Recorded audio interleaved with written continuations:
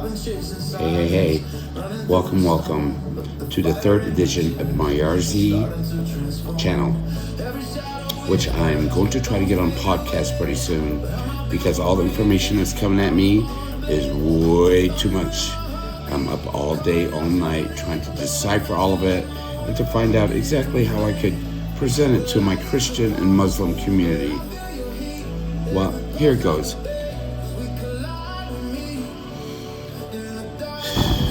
How do I say this?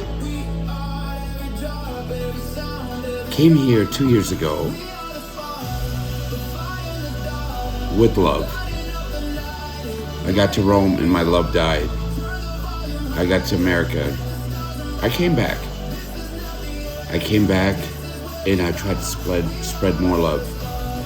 And the more love I tried to spread, the more rejection I got. Well, that rejection, when I get something rejected, I try to turn it into positive as much as I can with the surroundings that I have. I've had Muslims that love me, and I talk to God about them, and they love the way I talk about God. And it's stuff that they've never heard before, because they've only heard one little book that they praised with. I got Iran sitting right here that don't believe in God at all, but they're saying they're fighting for God.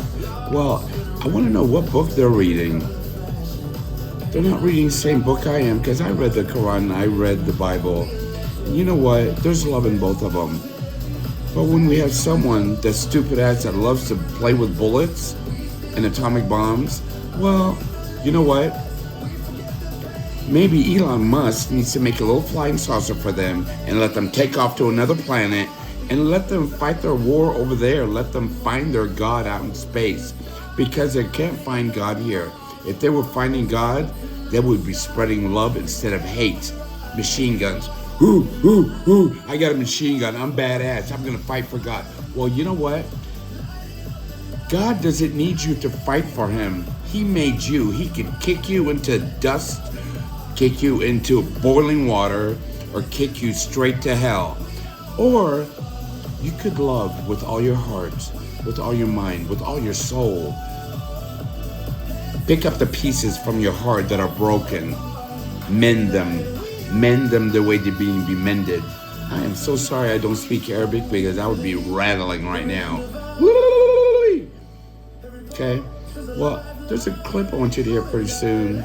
I'm gonna get ready for it here. But the last time that I talked to one of my best friends over here named Muhammad, and I was in Rome, and I told him, and he saw all the disasters that were happening around me, the way the devil's attacking my love all around. He said, go to America and don't come back. Not to Jordan, because Jordan is evil. And I found out he was speaking from the devil, being an alcoholic. So, y'all keep drinking out here, keep smoking your cigarettes, drinking your coffee, which is like cocaine, but you can't afford any marijuana over here, especially the good stuff, medical grade. But I don't know what's happening around this town. It's demons that are running everywhere. Every beep I hear, it sounds like the devil beeping away at the next person in front of them to keep pushing them to hate, because that's what you're doing. When you beep at somebody else, you're hating. You are hating. You're not loving. You only think about yourself and how you can get across the next car and get in front of the other car and the other car and the other car. Don't know how to park over here at all. And it doesn't seem like the government's really giving a shit. They don't care. They're just collecting tax money without investing the money into their people to educate them, to make them better. These people need to be educated. The government should have free education over here. Germany has free education. Why can't they do it and we can't? Because we're too busy sitting on all of our thrones over here and saying, bring in the taxes, bring in the tax money. Let's give them a loan on a Corona loan, when they knew that these people couldn't pay it back. They lost 2 years worth of work. The banks lent them money thinking, oh, we'll just get it later and charge them more interest because they can't pay it back, and there's more balloon payments, and it just keeps growing and growing until you have fucked the people. Well, you know what? If this was my kingdom, I wouldn't tolerate this kind of bullshit. Tired of it. So tired of it over here. I'm about ready to leave because you know what? Y'all could go to hell. Everybody here could just go to hell because that's where you're going if you don't straighten up.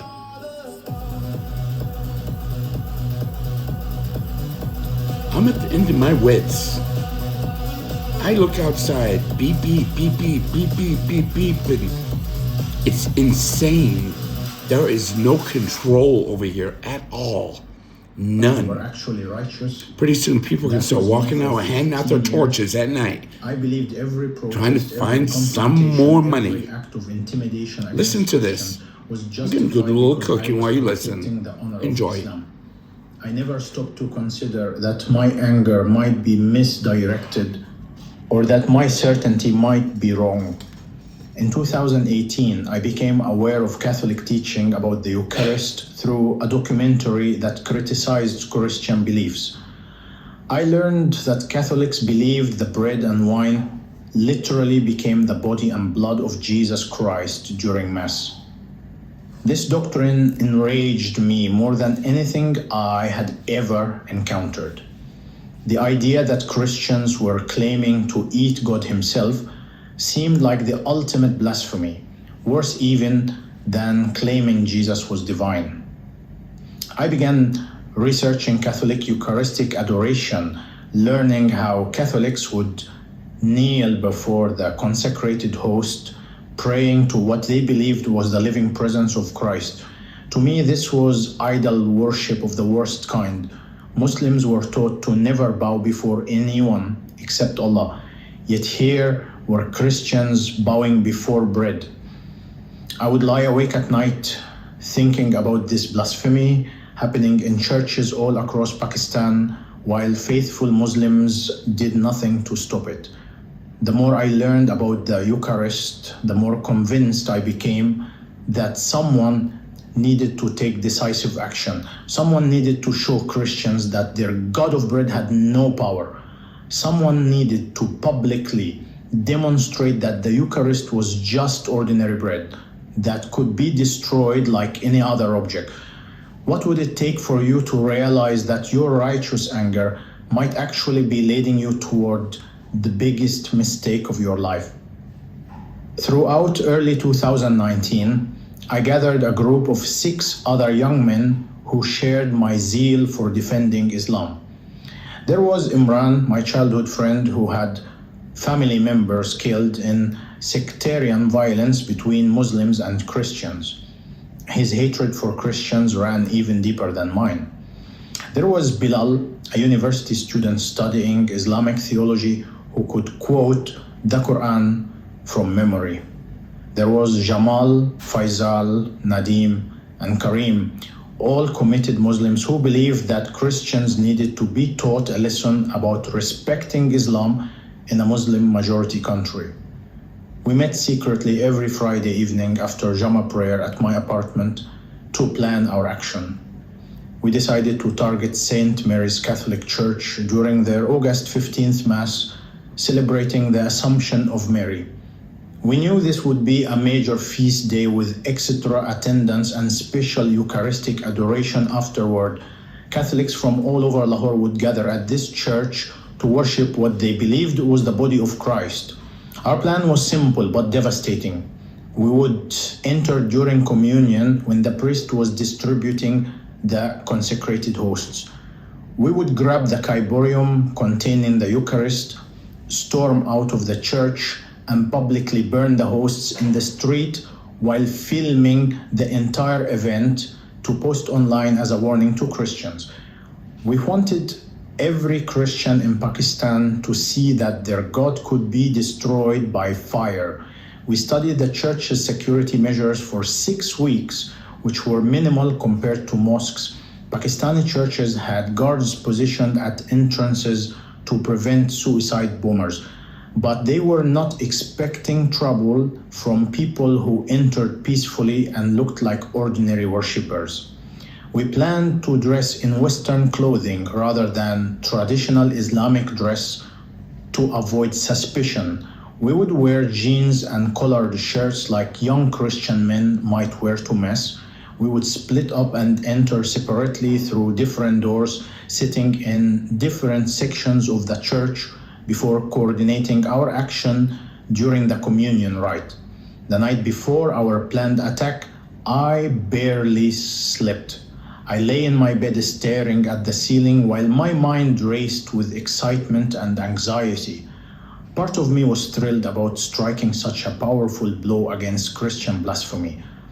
I imagined the video going viral, Muslims around the world praising our courage, Christians finally understanding that their false beliefs could not stand against the truth of Islam. But another part of me felt a strange uneasiness I could not explain, like a weight pressing on my chest that made breathing difficult. I tried to push the feeling away, telling myself it was just normal nervousness before doing something important. I got up at 3 in the morning and performed my tahajjud prayer, asking Allah to give me courage for what I was about to do. I prostrated myself on my prayer rug and begged for strength to complete our mission. I recited verses from the Quran about fighting against those who oppose Islam. I convinced myself that any hesitation I felt was just Satan trying to prevent me from defending the true faith. By the time dawn broke and the call to Fajr prayer echoed through Lahore, I had silenced all my doubts and convinced myself that what we were about to do was not just permissible, but required by my faith. August 15th, 2019 arrived with clear skies and oppressive heat that made the air shimmer above the pavement. We met 2 blocks from St. Mary's Church at 9 in the morning. The Mass was scheduled to begin at 10. I looked at the faces of my 6 companions and saw the same determination I felt burning in their eyes. We reviewed our plan one final time in whispered voices. Imran would create a distraction near the front entrance if anyone tried to stop us. Bilal and I would approach the altar during communion and grab the kiborium. Jamal, Faisal, Nadim, and Karim would block anyone trying to interfere with us. We would escape through the side exit where Nadim's motorcycle would be waiting to carry the Eucharist away. As we walked toward the church, I noticed Christian families entering the building for Mass. There were elderly couples holding hands, young mothers carrying babies, teenagers in their Sunday clothes laughing together. For just a moment, I wondered if what we were about to do might traumatize innocent people who had done nothing wrong to us personally. But I pushed that thought away immediately, reminding myself that these people were willfully participating in blasphemy every single week and needed to witness the consequences of their false beliefs. Have you ever stood on the edge of doing something irreversible, something that would define the rest of your life, while ignoring every warning sign that you might be terribly wrong? The church bells began ringing at exactly 10 in the morning, calling the faithful to worship. The sound echoed through the streets of Lahore, a sound I had heard my entire life and always hated because it represented everything I opposed. We entered through different doors as planned, blending in with the crowd of worshippers. The interior of St. Mary's was beautiful in a way that made me even angrier. There were stained glass windows showing scenes from the Bible, statues of Mary and the saints, and rows of wooden pews that smelled like polish and incense. The ceiling was high with painted images of angels and clouds. Everything was designed to make people think about heaven, but to me, it was all just decoration for blasphemy. I sat in the fourth row on the left side of the church, watching every movement the priest made as he prepared for Mass. My heart was pounding so violently, I was certain people around me could hear it thumping in my chest. Bilal was 3 rows behind me on the right side. Imran was positioned near the front entrance. The others were scattered throughout the church like soldiers waiting for battle, all of us waiting for my signal to attack. The Mass proceeded exactly as we had anticipated from our research. The priest processed down the center aisle, wearing white vestments embroidered with gold crosses. Altar servers in red robes carried candles and incense. The congregation stood and began singing a hymn in Urdu that praised Jesus as Lord and Savior. The priest was Father Michael, a Pakistani man in his 50s who spoke with gentle authority that reminded me of my own father. During his homily, he talked about Mary's assumption into heaven and about how God honors those who surrender completely to his will. He spoke about the Eucharist as the source and summit of Christian life, the moment when heaven touches earth and Jesus makes himself present to his people. His words made me even angrier because he was promoting exactly the blasphemy we had come to stop. He was telling these people that bread could become God, and they were all nodding and believing his lies. When the consecration began, I watched the priest elevate the host above his head and speak the words. Catholics believe transform bread into the body of Christ. The entire congregation knelt in reverence, their heads bowed and hands folded in prayer. I remained standing, refusing to show respect to what I considered idolatry and deception. An elderly woman kneeling next to me looked up with concern on her wrinkled face, perhaps thinking I was ill or needed help. I ignored her completely. My eyes focused entirely on the golden ciborium that now held what Catholics believed was Jesus Christ himself. The communion procession started with people moving slowly up the center aisle toward the altar. Row after row of Catholics stood and walked forward to receive the host, opening their mouths or extending their hands to accept what they believed was their God.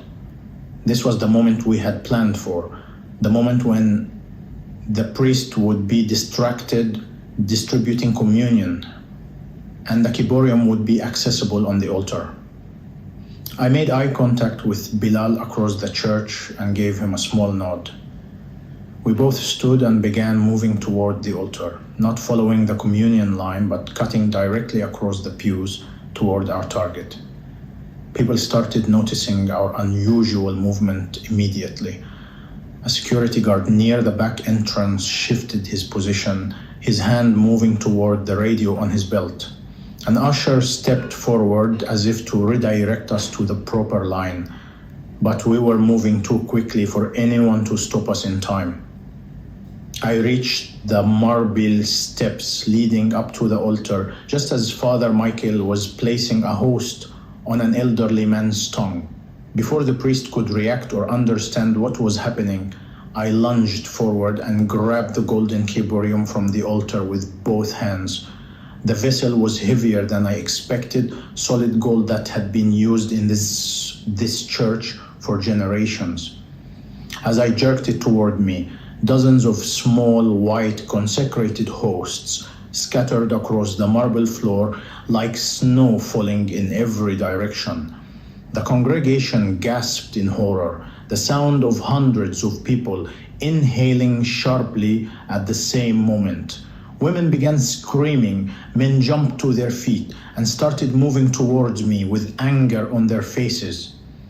I had just committed the worst sacrilege imaginable in a Catholic church, and everyone knew it. But something was wrong with our plan. Bilal was supposed to grab hosts with me and help clear our escape path, but he was frozen in place 3 steps below the altar, staring at the scattered hosts on the floor, with an expression of absolute terror on his face.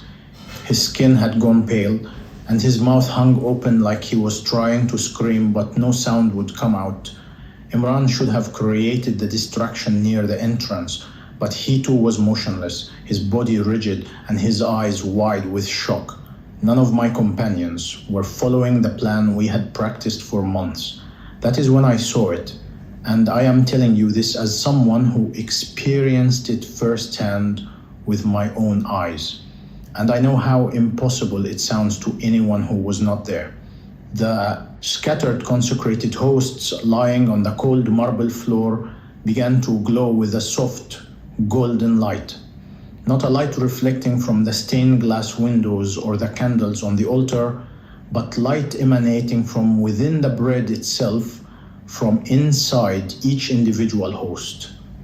The light grew brighter and warmer with each passing second until the entire sanctuary was illuminated with a radiance that had no natural explanation or source.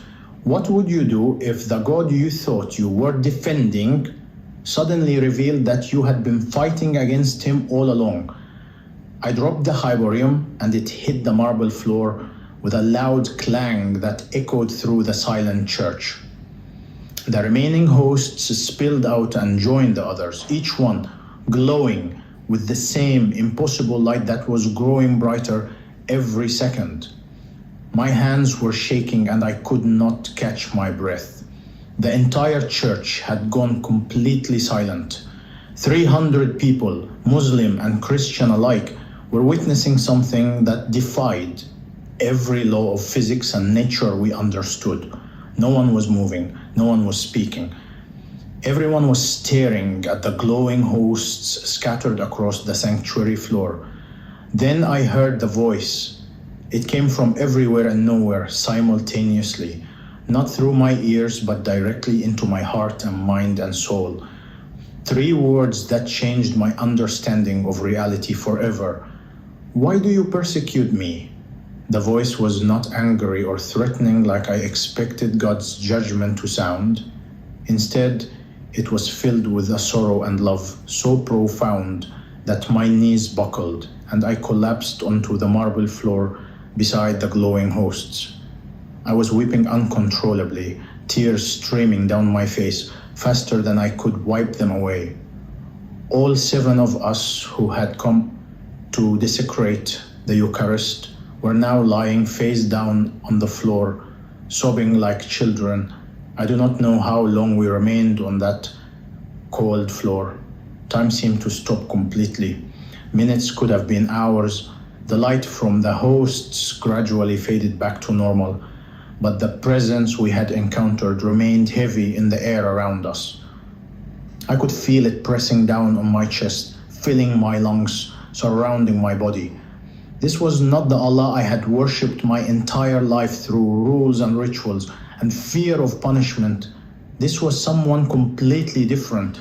This was a God who loved me even while I was attacking him.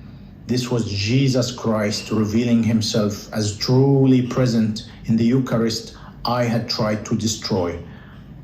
Father Michael stood above us, and I expected him to be filled with anger or call for our arrest. Instead, tears of compassion were streaming down his withered face. He knelt beside me and placed his hand gently on my shoulder. The congregation remained silent, witnessing what they recognized as a miracle. No one called the police, no one attacked us or demanded revenge. Instead, they began to pray. Softly at first, then growing in volume, they prayed the Our Father, while 7 Muslim men who had come to destroy their most sacred belief lay broken and weeping before their altar. Father Michael helped me to my feet with surprising strength for a man his age. I expected him to demand answers or explanations for what we had tried to do. Instead, he asked gently, "Do you understand now what you are about to destroy?" I could not speak because my throat was too tight with emotion. I could only nod through my tears, understanding for the first time in my life that Jesus Christ was exactly who Christians claimed he was. Father Michael gathered the scattered hosts with reverent care, kissing each one before placing it back in the ciborium. Each host had returned to looking like ordinary unleavened bread, but I knew what I had seen. I knew what I had experienced. I would never forget that light or that voice as long as I lived. The police did arrive eventually, called by neighbors who had heard the screaming and commotion. But Father Michael refused to press charges against us. He told the officers that what had happened was a miracle of conversion, not a crime requiring punishment. The church members supported his decision, even though Pakistani law could have sent us to prison for years on blasphemy charges. They showed us mercy we did not deserve and had not earned, mercy that reflected the same love Jesus had shown us through the glowing Eucharist. For 3 days after that encounter, I could not eat or sleep. I would lie in my bed, replaying everything that had happened, trying to make sense of it through my Islamic understanding of God. But nothing fit. Everything I had believed about God, about Jesus, about the Eucharist, had been shattered by what I witnessed with my own eyes and felt in my own heart. I read the Gospels that Father Michael had given me, the same books I had once burned or destroyed whenever I found them. I studied Catholic teaching about the real presence of Christ in the Eucharist. And I realized that Jesus Christ was exactly who Christians claimed he was, the living God who loves humanity so completely that he makes himself available in the form of bread. On August 18th, 2019, exactly 72 hours after attempting to burn the Eucharist, I returned to St. Mary's Church and asked Father Michael to teach me about Christianity. All 7 of us who had participated in the failed attack began attending instruction classes together every evening. We faced death threats from our former community members who considered us traitors to Islam. Our families disowned us and declared us dead. We lost our jobs because employers did not want to hire known apostates. We lost our homes because landlords feared violence from other Muslims.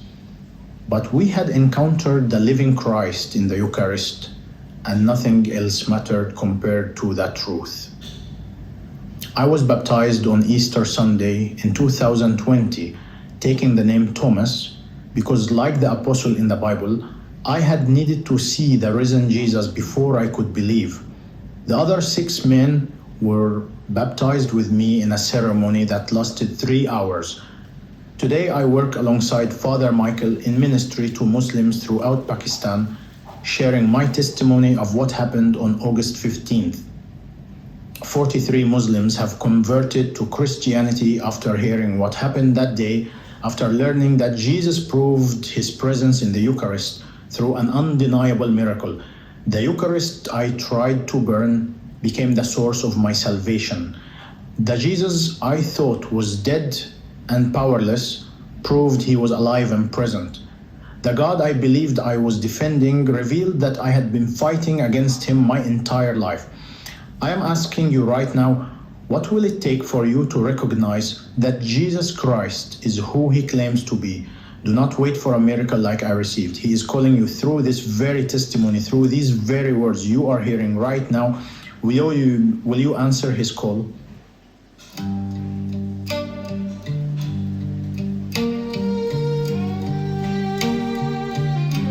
He left the throne of endless light, where angels sang both day and night, to walk among the dust and clay, to feel our pain, to show the way. He wore no crown of jewels or gold, but thorns that What do we say after all that? You thought about what he said? I believe every word he said. And I'm gonna live by it. Symbol of the world's attack, not for his sin, but ours instead. had left us there. It is pouring out here. The crowd cried out, their voices loud, their hatred rising like And a I'm cloud. just over here alone with God on every corner. I have God on every corner of my wall and the dome. Through feet that walk the broken land. Wallah. Each hammer strike a cry of pain. But love and Now, with that said, I'm going to tell you between the earth and sky. Rejected, mocked, condemned to die. I'm going to tell you. Well, no, I'm not going to tell you. I'm going to sing you a song. Or lip sync it. Nation trembled, love broke through. Of just Could have called wwjd. What would Jesus say? away the thorny crown. Let me see But love refused to if I turn find this away. song. For souls he chose to bleed that day. The cross was not defeat or loss. Hey Siri, play the song I Wasn't Enough I Wasn't Enough by LOY, now playing. by Ella Wine. This is what Jesus would say.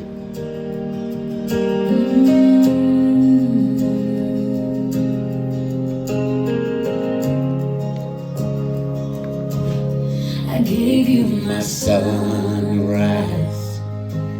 You left me in the night.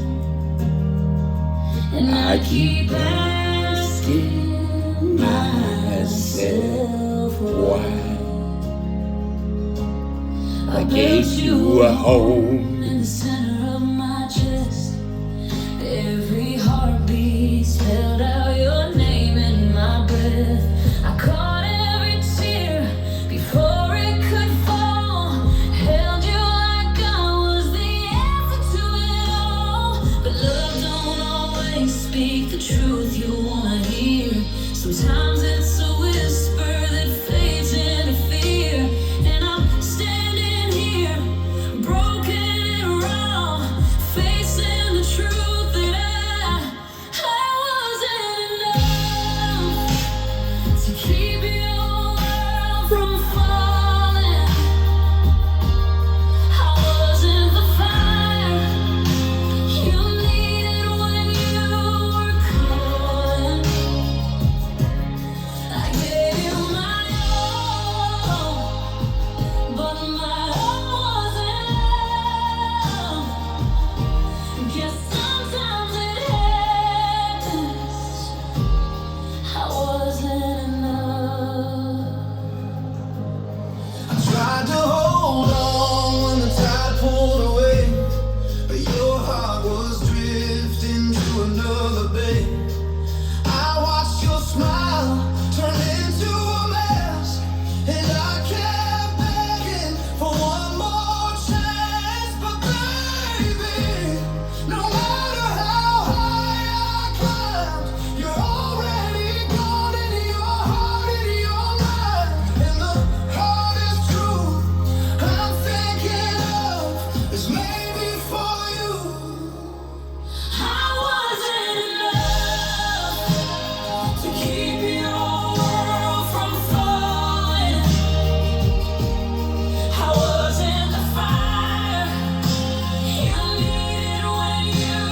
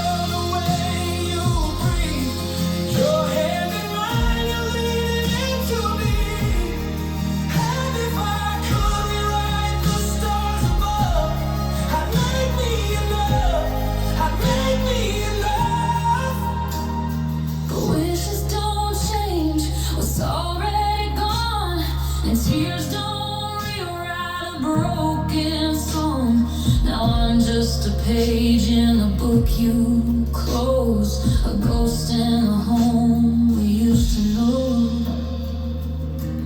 I wasn't enough to keep your world from falling. I wasn't the fire you needed when you were calling. I gave you my all, but my all wasn't love. I guess sometimes it happens. I wasn't enough. I gave you my sunrise, you left with my night. I'll do it again, even know when it's right. Back to the start where we first fell in love, only to learn. Well, I hope that was enough. If it wasn't, I have a ton more to say. Bread as God. I had no idea that within 72 hours, everything I believed about Allah, the Quran, and eternal salvation would be completely shattered by an encounter I still cannot fully explain. I was born in Lahore into a family known can't throughout our explain neighborhood that I saw for God, religious devotion. My and no one would grandfather believe had me, been a respected Islamic to scholar build his who house has written 3 books in Israel in defending gold. the purity of Islam couldn't against believe me. Christian missionaries. Only My God father could pave that Khalid road. And I'm not worried continued about this it. legacy by leading But this stuff protests here, against churches that well, attempted to evangelize people, in wake Muslim up. areas. From my earliest memories, I was taught that Christians were enemies of the true faith, people who had corrupted God's message and needed to be opposed at every opportunity. Our family lived near a Christian community in Yohanabad, one of the largest Christian neighborhoods in Pakistan. I watched Christians walking to their churches every Sunday, carrying their Bibles, singing their hymns, and I felt nothing but contempt for their misguided beliefs. My father would sit with Jesus me in our Christ living changed room his every mind. evening after Maghrib prayer. You and just teach have me to why ask Christians God were to wrong come about into your Jesus. heart. The He rest would will open the follow. Quran and show me Trust me. verses that said With that Jesus said, was only a prophet, talked for not the Son of 38 God. minutes. He would I love explain you. that Christians Be at committed peace. shirk, the unforgivable sin Love of God with all your associating heart. partners with Allah by claiming Jesus was divine. Let him in. He taught me that our duty as You have faithful to give him Muslims was to permission protect to let Islam him in your from heart such blasphemous without a influences. machine gun. I believed every word he said Just make because it I happen. trusted him I love completely you. and because Just everyone be in our obedient. community